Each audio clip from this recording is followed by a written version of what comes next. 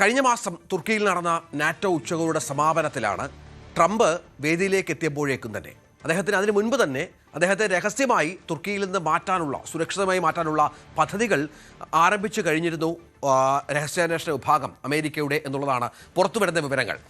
ആശങ്കാജനകമായ ചില വിവരങ്ങളുമായി അമേരിക്കൻ ഉദ്യോഗസ്ഥർ പ്രസിഡന്റിനെ നേരത്തെ തന്നെ സമീപിച്ചിരുന്നു. അങ്കാറയിൽ അദ്ദേഹം താമസിച്ചിരുന്ന ആഡംബര ഹോട്ടൽ ഏതാണെന്ന് ഇറാനുകാർക്ക്, അതായത് ഇറാനിലെ ഇതുമായി ബന്ധപ്പെട്ട് ട്രംപിനെ വധിക്കാൻ ശ്രമിക്കുന്നവർക്ക് വളരെ കൃത്യമായി അറിയാമായിരുന്നു എന്നാണ് വിവരം അമേരിക്കൻ രഹസ്യാന്വേഷണ ഉദ്യോഗസ്ഥർക്ക് കിട്ടിയത്. തുർക്കി തലസ്ഥാനത്ത് അദ്ദേഹത്തിൻ്റെ വാഹനവ്യൂഹം എങ്ങനെയാണ് സഞ്ചരിക്കുന്നത് എന്ന് പോലും അവർക്ക് ബോധ്യമുണ്ടായിരുന്നു എന്ന് പറയുമ്പോഴാണ് ഈ വിവരങ്ങളുടെ ഗൗരവം അമേരിക്കൻ സുരക്ഷാ ഉദ്യോഗസ്ഥർ മനസ്സിലാക്കിയത്.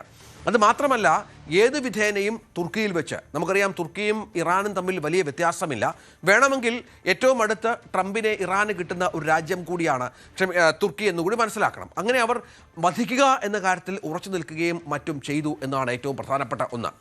എയർഫോഴ്സ് 1 തകർക്കാൻ തോളിൽ വെച്ച് പ്രയോഗിക്കാവുന്ന മിസൈൽ, അതായത് ഷോൾഡർ മൗണ്ടഡ് മിസൈൽ ഉപയോഗിക്കാനുള്ള നീക്കം ഇറാൻ നടത്തി എന്നുള്ള അതീവ ഗൗരവതരമായ വിവരം കൂടി അമേരിക്കൻ സുരക്ഷാ ഉദ്യോഗസ്ഥർക്ക് ലഭിച്ചിരുന്നു എന്നുള്ളതാണ്. നമ്മൾ മനസ്സിലാക്കേണ്ട ഒരു കാര്യം, ഇതുമായി ബന്ധപ്പെട്ട ആദ്യ വിവരം CIA നൽകുന്നത് ഇസ്രായേലാണ്. ഇസ്രായേലിൻ്റെ മൊസാദ് അടക്കമുള്ള ഇസ്രായേലിൻ്റെ സുരക്ഷാ ഏജൻസികൾ, പ്രധാനപ്പെട്ട ചാരസംഘടനകളൊക്കെ ഈ വിവരം ചോർത്തിയെടുക്കുകയും തുടർന്ന് ഇത് അമേരിക്കൻ സുരക്ഷാ ഉദ്യോഗസ്ഥർക്ക് കൈമാറുകയും ചെയ്യുകയായിരുന്നു. പക്ഷേ ഇത് തുർക്കി തലസ്ഥാനത്തിൻ്റെ ട്രംപിൻ്റെ സുരക്ഷാ ക്രമീകരണങ്ങളെക്കുറിച്ച് ഇറാൻ ശേഖരിച്ച വിവരങ്ങളുടെ കൃത്യത ഈ സംഘത്തെ ഇതോടുകൂടി ആശങ്കയിലാഴ്ത്തുകയും മറ്റും ചെയ്തു. കാരണം എയർഫോഴ്സ് 1 സഞ്ചാരപാത, ഇവിടുത്തെ ഇതുമായി ബന്ധപ്പെട്ട് എന്തൊക്കെയാണ് വാഹനവ്യൂഹവുമായി ബന്ധപ്പെട്ട് എന്തൊക്കെയാണ് തുർക്കിയിൽ ഏർപ്പാട് ചെയ്തിരിക്കുന്ന കാര്യങ്ങൾ, ഇതൊക്കെ വളരെ കൃത്യമായി തന്നെ ഇറാൻ മനസ്സിലാക്കി എന്നാണ് മനസ്സിലാക്കേണ്ടത്. അത് പക്ഷേ അമേരിക്കൻ ഉദ്യോഗസ്ഥരുടെ കോൺഫിഡൻസ് എന്ന് പറയുന്നത് ഇതൊരിക്കലും വിജയിക്കാൻ സാധ്യതയുള്ള പദ്ധതിയല്ല. കാരണം അത്രത്തോളം സുരക്ഷാ ക്രമീകരണങ്ങളോട് കൂടിയാണ് അമേരിക്കൻ പ്രസിഡന്റ് സഞ്ചരിക്കുന്നത്. പക്ഷേ അപ്പോഴും രഹസ്യാന്വേഷണ വിവരങ്ങൾ ഇസ്രായേൽ സർക്കാർ CIA പങ്കുവച്ചതും കൂടി ചേർത്ത് വെച്ചപ്പോൾ ഇതിൻ്റെ ഒരു ഗൗരവം ഉദ്യോഗസ്ഥർക്ക് മനസ്സിലാവുകയും സംശയത്തോടെ ഇസ്രായേലിൻ്റെ പദ്ധതികളെ വീക്ഷിക്കുന്നുണ്ട്, ഇസ്രായേലിൻ്റെ വിവരങ്ങളെ വീക്ഷിക്കുന്നുണ്ട് എങ്കിൽ പോലും അത്തരമൊരു ആക്രമണം നടത്താനുള്ള ശേഷി ഇറാനുണ്ടോ എന്നതിനെക്കുറിച്ചാണ് CIA ചില ഉദ്യോഗസ്ഥർ പരസ്പരം ചോദ്യങ്ങൾ അല്ലെങ്കിൽ ചർച്ചകൾ നടത്തിയിരുന്നത്. ഈ വെളിപ്പെടുത്തലുകൾ അമേരിക്കൻ ഉദ്യോഗസ്ഥർക്കിടയിൽ പക്ഷേ അതീവ ജാഗ്രതയ്ക്ക് കാരണമായി എന്നാണ് ഉച്ചകോടിയിലെ സംഭവങ്ങൾ അറിയാവുന്ന US ഉദ്യോഗസ്ഥരും മറ്റുള്ളവരും മാധ്യമങ്ങളോട് വ്യക്തമാക്കിയത്. ട്രംപിൻ്റെ ജീവന് നേരെയുള്ള ഇറാൻ്റെ ഭീഷണികളും അമേരിക്കയിൽ നടന്ന 3 വ്യത്യസ്ത വധശ്രമങ്ങളും അദ്ദേഹത്തിൻ്റെ സംഘത്തിനിടയിൽ ദീർഘമായ ഒരു അസ്വസ്ഥത നിറഞ്ഞ ഒരു അന്തരീക്ഷം ഉണ്ടാക്കി എന്നാണ് ഏറ്റവും പ്രധാനപ്പെട്ട ഒന്ന്. അതായത് ഇടത് കൈയിൽ ഒരു ഫയൽ മുറുക്കി പിടിച്ചുകൊണ്ട് ട്രംപ് തൻ്റെ പത്രസമ്മേളനത്തിന് എത്തുകയാണ്. ട്രംപിന് നേരത്തെ വിവരങ്ങൾ അറിയാം, തന്നെ വധിക്കാനായി ഇറാൻ ശ്രമിക്കുന്നു, തുർക്കി അതിനൊരു കേന്ദ്രമാക്കി അവർ തിരഞ്ഞെടുത്തിരിക്കുന്നു എന്നുള്ളത്. ഉച്ചകോടി വലിയ വിജയമായിരുന്നു എന്ന് അദ്ദേഹം മാധ്യമങ്ങളോട് പറയുന്നു. പക്ഷേ വധിക്കാനുള്ള ഇറാൻ്റെ ആഗ്രഹത്തെക്കുറിച്ചുള്ള ചിന്തകളിൽ മുഴുകിയ അവസ്ഥയിലായിരുന്നു ട്രംപ് എന്നാണ് അദ്ദേഹത്തിൻ്റെ ഒരു മൊത്തത്തിലുള്ള ഒരു ഫിസിക്കൽ രീതി കണ്ടപ്പോൾ ആളുകൾക്ക് മനസ്സിലാകുന്നത്. 3 ക്യാബിനറ്റ് അംഗങ്ങൾക്കും ചില മുതിർന്ന ഉദ്യോഗസ്ഥർക്കും ഒപ്പം നിന്നുകൊണ്ട് അദ്ദേഹം പറഞ്ഞു, ഒരു പ്രസിഡന്റിൻ്റെ ജീവിതം വളരെ അപകടം നിറഞ്ഞതാണ്, അത് വളരെ അപകടകരമായ ഒരു തൊഴിലാണ്. കുറച്ച് മിനിറ്റുകൾക്ക് ശേഷം ട്രംപ് വളരെ കുറച്ച പ്രസംഗത്തിന് ശേഷം വളരെ വേഗം വേദി വിടുകയാണ്. സാധാരണ ഇത്തരം സന്ദർഭങ്ങളിൽ ദീർഘനേരം പ്രസംഗിക്കുകയും ആളുകളോട് സംവേദിക്കുകയും മറ്റും ചെയ്യുന്ന ഒരു നേതാവ് കൂടിയാണ് ട്രംപ്. പക്ഷേ തുർക്കിയിലെ ഈ വേദിയിൽ കുറഞ്ഞ മിനിറ്റുകൾ മാത്രമാണ് ട്രംപ് ചിലവഴിച്ചത് എന്നാണ് മനസ്സിലാക്കേണ്ടത്. തുടർന്ന് പ്രസിഡൻഷ്യൽ കോംപ്ലക്സിൽ നിന്ന് അദ്ദേഹത്തിൻ്റെ വാഹനവ്യൂഹം അങ്കാറ വിമാനത്താവളത്തിലേക്ക് പുറപ്പെട്ട് 4 മിനിറ്റിനുള്ളിൽ എയർഫോഴ്സ് 1 വിമാനത്തിനരികിലേക്ക് ഒരു വെള്ള കേറ്ററിംഗ് ട്രക്ക് വന്ന് നിൽക്കുന്നു. മാറിക്കൊണ്ടിരുന്ന ഭീഷണി വിലയിരുത്തൽ പ്രസിഡന്റിന് സുരക്ഷിതമായി രാജ്യം വിടാനുള്ള വഴിയൊരുക്കുക എന്ന ഒരു ഉത്തരവാദിത്തം കൂടി തുർക്കിയുടെ ഭാഗത്തേക്ക് വരികയാണ്.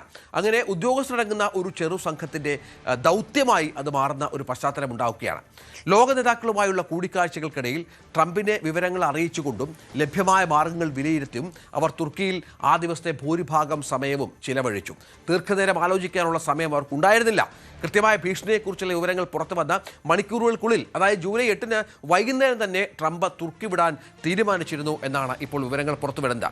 അതിശക്തമായ സുരക്ഷാ സംവിധാനങ്ങളുള്ള പ്രസിഡൻഷ്യൽ കോംപ്ലക്സിനുള്ളിലെ ചെറിയ മുറികളിൽ വെച്ച് ട്രംപിന് മുൻപേ തുർക്കിയിലെത്തിയ joint chief chairman general Dan കെയ്ന് മറ്റ് ഉന്നത ഉദ്യോഗസ്ഥരെയും സീക്രട്ട് സർവീസ് ഉദ്യോഗസ്ഥരെയും ഒക്കെ ഏകോപിപ്പിച്ച് ഒരു പദ്ധതിക്ക് രൂപം നൽകിയിരുന്നു. ഭീഷണിയുടെ സ്വഭാവം ഉൾപ്പെടെയുള്ള വിവിധ ഘടകങ്ങൾ ഉദ്യോഗസ്ഥർ പരിശോധിച്ചുകൊണ്ടാണ് ഈ പദ്ധതി തയ്യാറാക്കിയത്. ട്രംപിനെ വധിക്കാൻ ഇറാൻ തങ്ങളുടെ അനുയായികളെ ഉപയോഗിച്ച് ആസൂത്രണം ചെയ്ത പുതിയ ഗൂഢാലോചനയെക്കുറിച്ച് ഇസ്രായേൽ നൽകിയ വിവരം അവർ ഗൗരവമായി പരിശോധിച്ചു എന്നാണ് മനസ്സിലാക്കേണ്ടത്.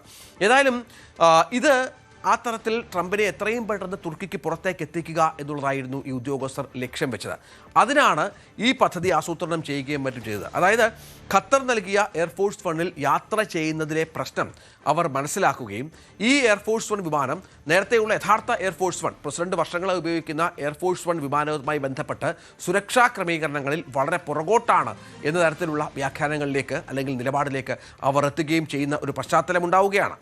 ഈ US ഉദ്യോഗസ്ഥരെ ഉദ്ധരിച്ച് ചില വിവരങ്ങൾ പുറത്തു വരുന്നത് ആദ്യമൊക്കെ അതിശയോക്തി കലർന്ന ഒരു നിഗമനമായി ഈ ആക്രമണത്തെ അവർ കണ്ടു എങ്കിലും തുർക്കിയും ഇറാനുമായുള്ള സാമീപ്യം കണക്കിലെടുത്ത് ലോക നേതാക്കളുടെ ഒത്തുചേരലുകളിൽ സാധാരണ കാണുന്നതിനേക്കാൾ അസാധാരണമായ സുരക്ഷാ ക്രമീകരണങ്ങൾ ഒരുക്കേണ്ട ഒരു പശ്ചാത്തലമുണ്ടായി. 10,000-കണക്കിന് തുർക്കി സുരക്ഷാ സേനാംഗങ്ങളും പോലീസുകാരും വിന്യസിക്കപ്പെടുകയാണ്. മിക്ക തെരുവുകളിലും ക്യാമറകൾ സ്ഥാപിക്കുകയാണ്. 32 നാറ്റോ രാജ്യാംഗങ്ങളിലെ നേതാക്കൾ വന്നിറങ്ങുകയും തിരിച്ചുപോവുകയും ചെയ്തത് വിമാനത്താവള ചുറ്റും സുരക്ഷയുടെ പല തലങ്ങൾ ഒരുക്കുന്ന ഒരു പശ്ചാത്തലം ഉള്ള കാര്യമാണ്.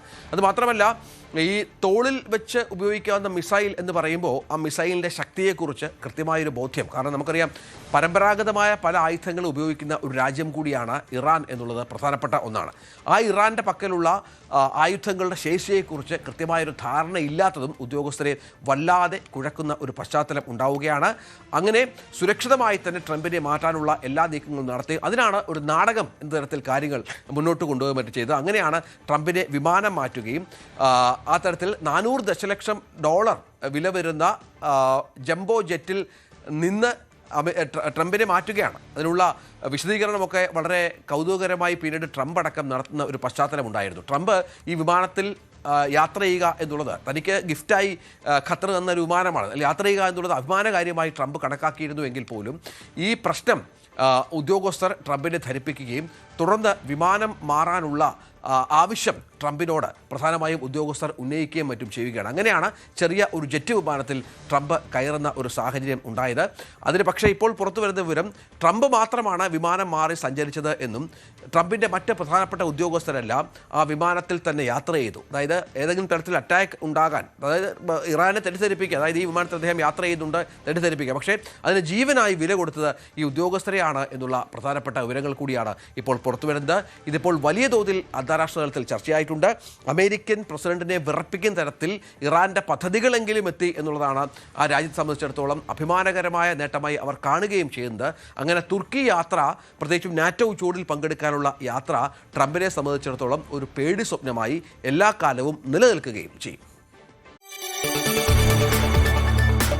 കൂടുതൽ വാർത്തകൾക്ക് News 18 Keralam YouTube channel subscribe ചെയ്യുക.